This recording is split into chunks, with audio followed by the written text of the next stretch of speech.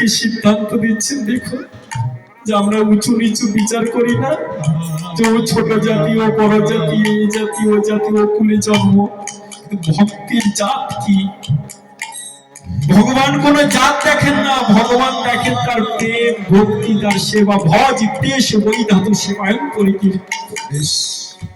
ভক্তি শব্দের অর্থ সেবা। আপনি যেখানেই জন্মগ্রহণ করবেন সেটা বড় কথা নয়, আপনি কৃষ্ণ সেবা করছেন। আপনি ব্রাহ্মণ হয়েছেন তো কি হয়েছে? আপনি যদি সেবা না করেন আপনার ব্রাহ্মণত্বে ধিক। আপনি ব্রাহ্মণ হয়েছেন তো কি হয়েছে? আপনার কোনো সেবা নাই। আর আপনি শুদ্ধ হয়েছে, শুদ্ধ হয়েছে, কিন্তু আপনি নিত্য অষ্টকালীন সেবা করেন, মালা জপ করেন, আপনি ব্রাহ্মণের যে অনন্ত অনন্ত কোটি গুণ পড়েন। যেই ভজে সেই ভরে অভক্তিহীন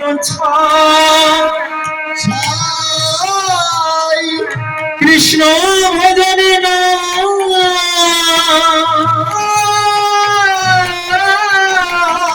জাতি কুলা দিবিচা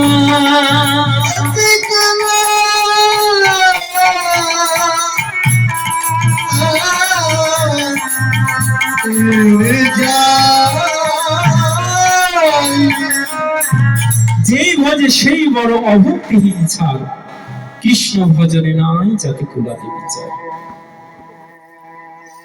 শুধু মানুষের কেন, এই পদবী না, ইতিহাস দেখবেন আমরা জাতি নিয়ে বেশি আলোচনা হয় না, ছোট জাতিকে সমাজে হিংসিত, এটা নিয়ে একটু আলোচনা করা দরকার।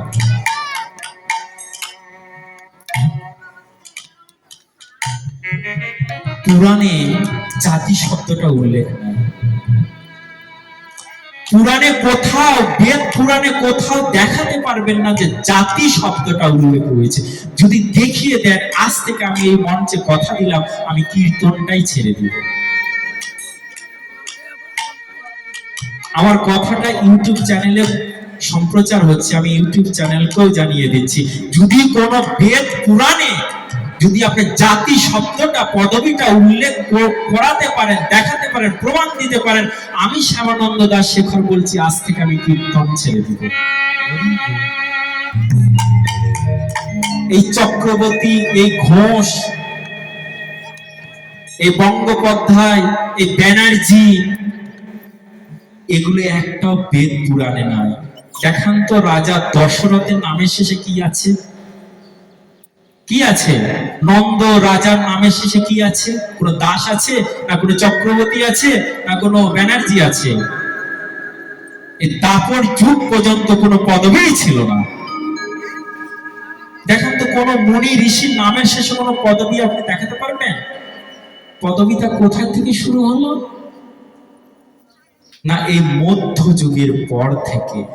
কে শুরু করলো? না বল্লাল সেন রাজা। বল্লাল সেন রাজা, রাজা উনি দেবতাও নয়, ভগবানও নয়, উনি রাজা, মানুষ রাজা। করলেন কি? নিজের রাজ্য পরিচালনার জন্য এই পদবী সৃষ্টি করলেন। কার থেকে? এই শূদ্র বর্ণ থেকে। হ্যাঁ, বেদ পুরাণে বর্ণটা উল্লেখ রয়েছে। বর্ণ কয়টি? 4টি। কি কি? ব্রাহ্মণ, ক্ষত্রিয়, বৈশ্য আর শূদ্র। আর জাতি 2টি। কি? এক নারী, এক পুরুষ। বল্লাল সেন করলেন কি? এই শূদ্র বর্ণ থেকে কয়েকটা শ্রেণী ভাগ করলেন, যে আজ থেকে এ মাছ ধরবে, এর নাম হবে হালদার, জেলে।